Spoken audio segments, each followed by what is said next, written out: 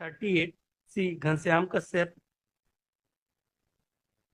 सी ईशान वर्मा एजी, सी राकेश कुमार झा, सी अमन पांडे।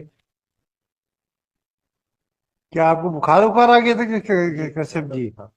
तो वहीं से कर लेते, वही वेबसाइट से अपने ऑफिशियल उससे कर लेते थे आप, बीसी से। हमारे आने की कष्ट क्यों क्या, अपने वहीं से कर लेते, घर से ही आराम। वो ज्यादा सुटेबल नहीं रहता वीडियो पर। हाँ, शायद बात सही है।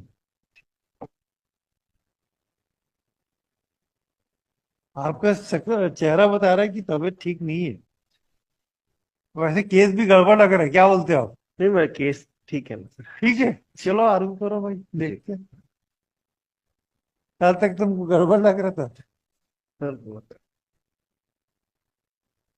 तो इसमें जो इशू है मतलब, इसमें लीगल इशू मतलब ये है कि जो रिजर्व कैटेगरी कैंडिडेट्स हैं, हाँ। मतलब इन्होंने जो है 3 बार, कुछ लोगों ने 2 बार रिलैक्सेशन लिया और कुछ लोगों ने 3 बार रिलैक्सेशन लिया, जो प्राइवेट रेस्पोंडेंट्स है। और वो मतलब अब जो है अनरिजर्व्ड में सेलेक्ट हो गया है। मतलब पहले इन्होंने रिलैक्सेशन लिया जो BP8 कोर्स है मतलब, उसमें काय का? एडमिशन, BP8 मतलब बैचलर इन फिजिकल एजुकेशन का जो हाँ। कोर्स है, हाँ। उसमें एडमिशन के लिए मिनिमम क्राइटेरिया है कि ग्रेजुएशन में 50% मार्क्स होना चाहिए। हाँ। और उसमें ST SC OBC को 5% का रिलैक्सेशन है, तो जो ST SC OBC 45% मार्क्स है, वो भी एलिजिबल है B.Ed कोर्स परस्यू करने के लिए। तो उन्होंने फर्स्ट टाइम रिलैक्सेशन लिया ST SC OBC ने BP8 कोर्स में एडमिशन लेने के लिए, और उन्होंने BP8 क्वालिफाई कर लिया। ठीक है, उसके बाद उन्होंने मतलब जो नेट और सेट का एग्जामिनेशन होता है, उसको क्वालिफाई करने के लिए भी ST SC OBC को 5% का रिजर्वेशन मिलता है। उन्होंने उस एग्जामिनेशन को भी क्वालिफाई किया और सर्टिफिकेट ऑब्टेन किया कंसेशन लेके। और जो रिक्रूटमेंट हुआ मतलब, रिक्रूटमेंट में भी ग्रेजुएशन में मिनिमम 50% मार्क्स रिक्वायरमेंट था सभी कैंडिडेट्स के, लेकिन यहाँ पे भी ST SC OBC को 5% का रिलैक्सेशन था। उन्होंने यहाँ पे भी रिलैक्सेशन लिया कुछ और भी थोड़ी लगाते हो भाई आप लोग। देयर आर जजमेंट्स अरे दिस जजमेंट पॉइंट। वजमेंट कुछ नहीं, ये कुछ ही समझ नहीं आता।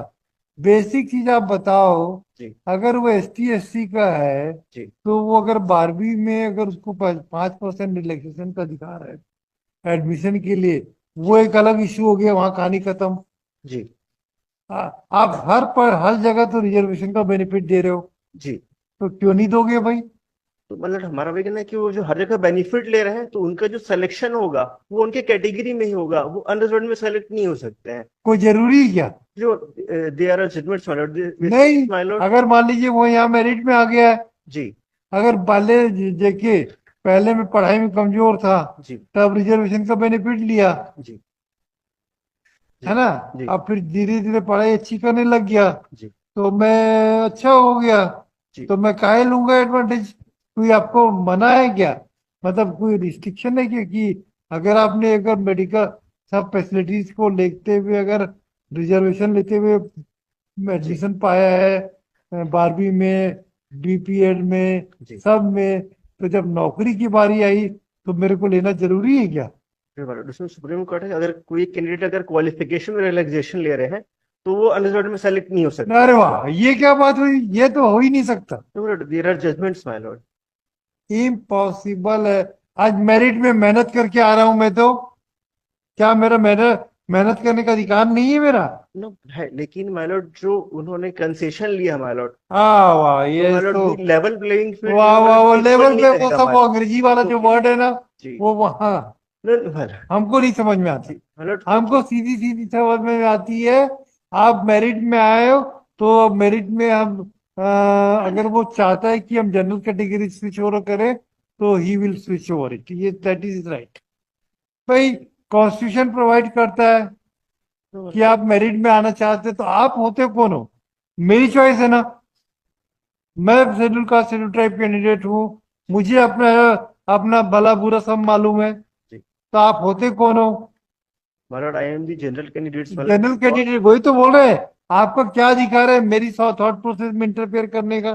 Because my Lord the rules set हमको एजुकेशन लगता नहीं प्रोवाइड्स भाई, माय लॉर्ड की।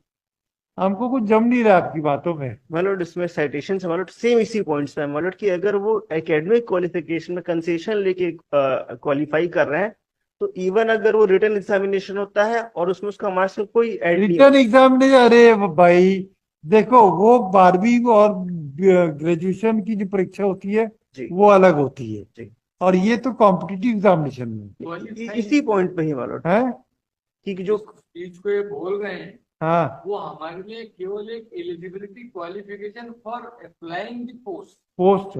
जी इसमें जो जजमेंट्स वाला और वो भी उसी पॉइंट पे है कि अगर उसी एकेडमिक है? क्वालिफिकेशन पे अच्छा, आपको 12वीं में कितना परसेंट था?